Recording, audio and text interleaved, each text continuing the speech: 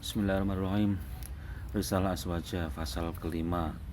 Hukum taklid itu wajib bagi orang awam. Faslun fi bayani wujubit taklidi liman laisa lahu ahliyatul ijtihadi.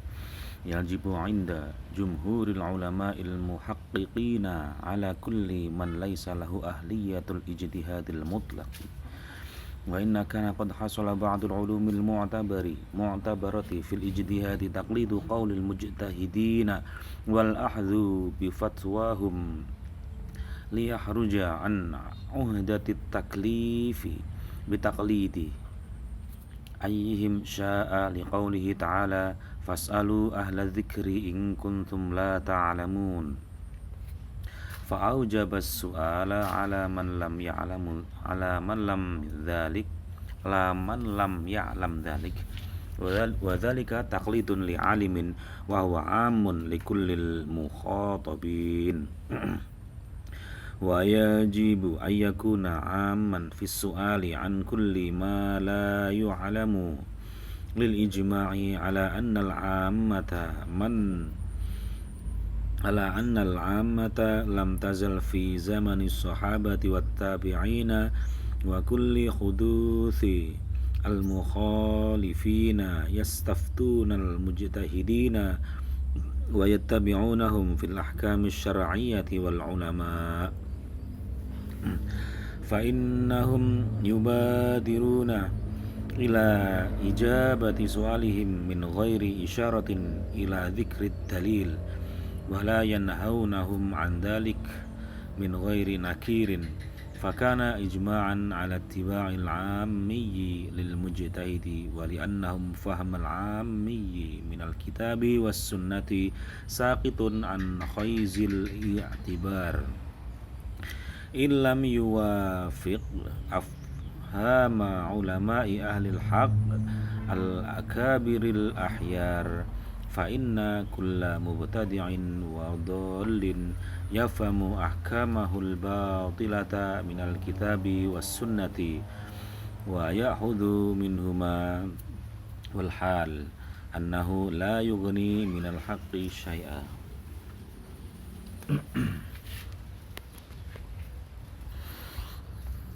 Menurut pandangan jumhur ulama, setiap orang yang memiliki keahlian untuk sampai pada tingkat sebagai mujtahid mutlak, setiap orang yang tidak memiliki keahlian untuk sampai pada tingkat kemampuan sebagai mujtahid mutlak, sekalipun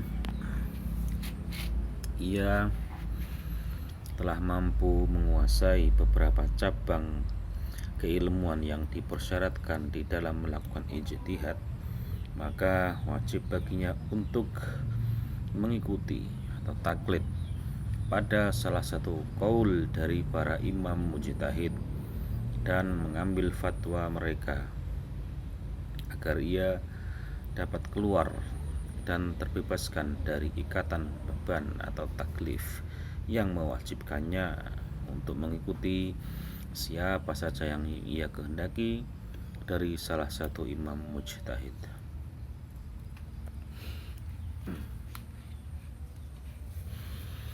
Sebagaimana difirmankan oleh Allah Ta'ala, maka bertanyalah kalian semua kepada ahli ilmu jika kalian tidak mengetahui.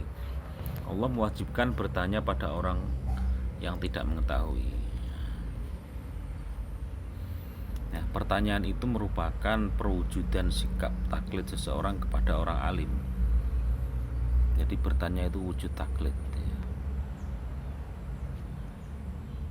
Ya, bertanya itu wujud taklid. Nah, di sini kita bisa melihat peluang di mana akal, yaitu orang untuk bertanya itu kan harus mikir dahulu, minimal dia sadar kalau dia tidak tahu, minimal dia sadar bahwa orang yang tidak tahu itu wajar untuk bertanya kepada orang yang mengetahui. Nah, disitulah peranan akal. Jadi taklid dan akal ini bukan dua hal yang bertentangan ternyata. Taklid dan akal bukan dua hal yang bertentangan. Justru akal ini mengafirmasi akan adanya taklid kepada orang yang alim.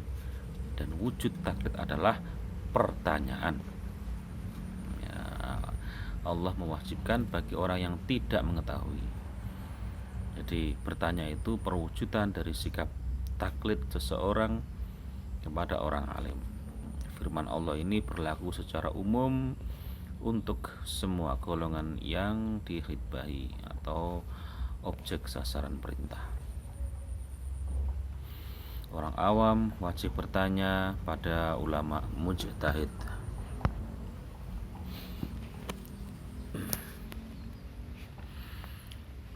Secara umum, ya, firman Allah ini mewajibkan kita untuk bertanya dan mempertanyakan segala sesuatu yang tidak kita ketahui. Jadi dalam tanda petik ya, ijtihadnya orang awam itu dengan apa? Dengan bertanya. Jadi hasil ijtihadnya orang awam itu bertanya, memiliki pertanyaan yang bermutu, itu hasil ijtihad. Nah, orang alim ijtihadnya itu ya menjawab pertanyaan orang awam. Sangat masuk akal gitu. Firman Allah ini mewajibkan kita untuk bertanya dan mempertanyakan segala sesuatu yang tidak kita ketahui, sesuai dengan konsensus jumhurul ulama atau mayoritas ulama. Karena sesungguhnya orang yang beridentitas awam itu pasti ada sejak generasi sahabat, tabi'in, dan hingga zaman setelahnya. Mereka wajib meminta fatwa kepada para mujtahid dan mengikuti fatwa-fatwa mereka dalam hukum-hukum syariah dan mengimplementasikannya sesuai dengan petunjuk ulama. Karena sesungguhnya para mujtahid dan ulama bersegera menjawab mereka tanpa memberi isyarah untuk menuturkan dalil. Para mujtahid dan ulama tidak melarang orang awam untuk minta fatwa tanpa ada pengingkaran. Kondisi yang sedemikianlah yang lantas disepakati adanya kewajiban bagi orang awam untuk mengikuti pendapat seorang mujtahid. Dan orang awam itu tidak memiliki kemampuan dan otoritas untuk memahami kitab dan hadis, dan tentunya pemahamannya tidaklah dapat diterima jika tidak cocok dengan pemahaman ulama ahlul haq yang agung dan terpilih.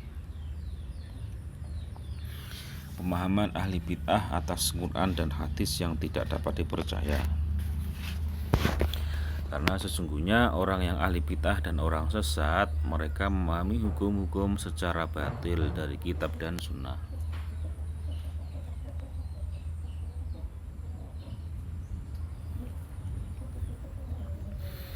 Pada kenyataannya, apapun yang diambil oleh ahli bid'ah tidaklah dapat dipegangi sebagai kebenaran. Orang awam tidak wajib ikut satu mazhab.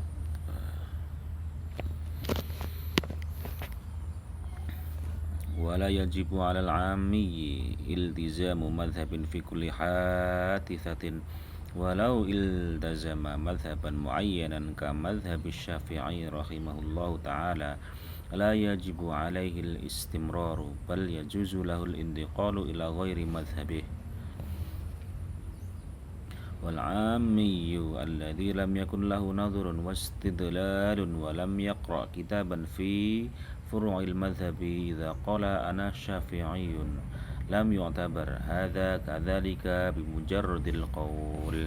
Wa qila idza iltazama al-'ammiyu madhhaban mu'ayyanan yalzamuhu al-istimraru 'alayhi li'annahu i'taqada anna al-madhhab alladhi intasaba ilayhi huwal haqq fa'alayhi al-wafa'u bimujabi i'tiqadihi wal muqallidi taqlidu ghairi imamihi fi hadithatin falahu ay yuqallida imaman fi salati adh-dhuhri mathalan wa yuqallida imaman akhar fi salati al-'asri wa taqlidu ba'da al-'amali jaizun falau shalla syafi'iyyun dhanna sihhata salatihi ala madhhabi thumma tabayyana butlanuha fi madhhabi wa sihhatuha ala madhhabi ghairihi falahu taqliduhu wa yaktafi bitilka shalah. Bagi orang awam tidak diwajibkan untuk konsisten mengikuti salah satu madhab dalam menyikapi setiap masalah baru yang muncul.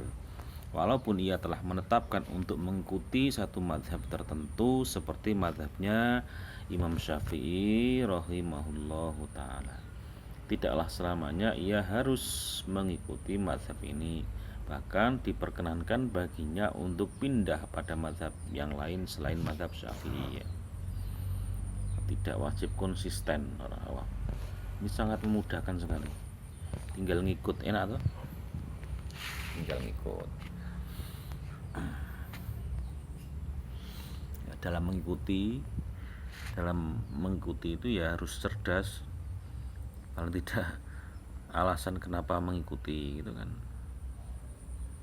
Kesadaran untuk tidak tahu ya, kesadaran bahwa dia itu tidak tahu, maka harus mengikuti pada yang tahu. Udah, itu enak, mudah, simpel.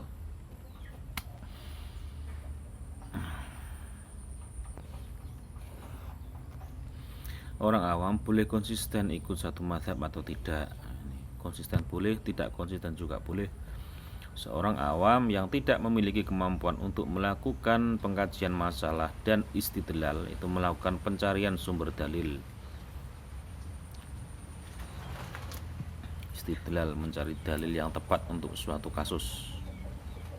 Soalnya biasanya dalilnya benar tapi digunakan untuk kasus yang tidak pas. Nah, tuh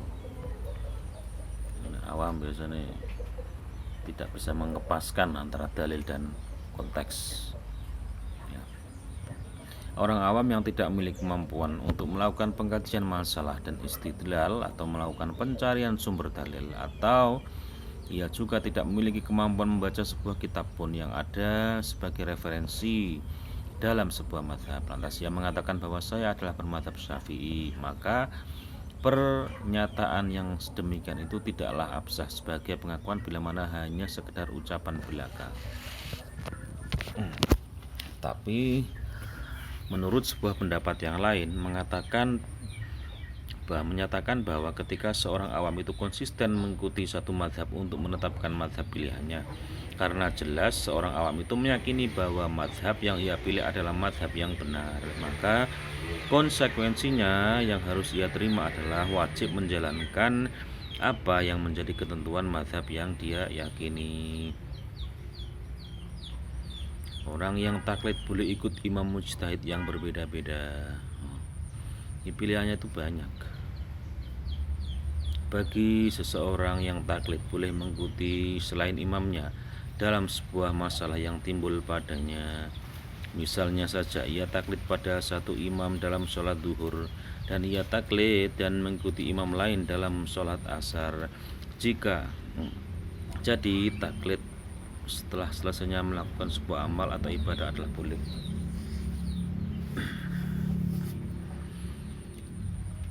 Untuk memahami hal ini dapatlah digambarkan sebuah masalah. Bila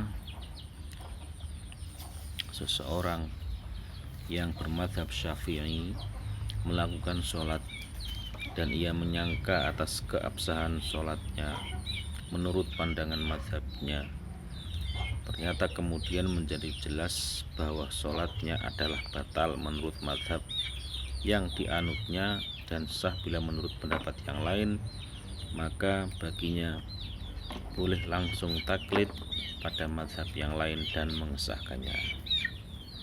Dengan demikian cukup terpenuhilah kewajiban sholatnya. Ini taklid setelah selesai melakukan amal atau ibadah itu boleh.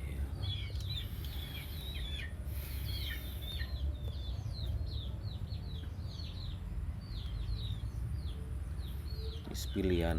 Ini justru memudahkan, itu taklid itu memudahkan. Percaya bahwa ada orang yang ahli sehingga kita mengikuti. Yang tidak keminter, itulah taklid. Lawan kata taklid itu tidak keminter menurut saya.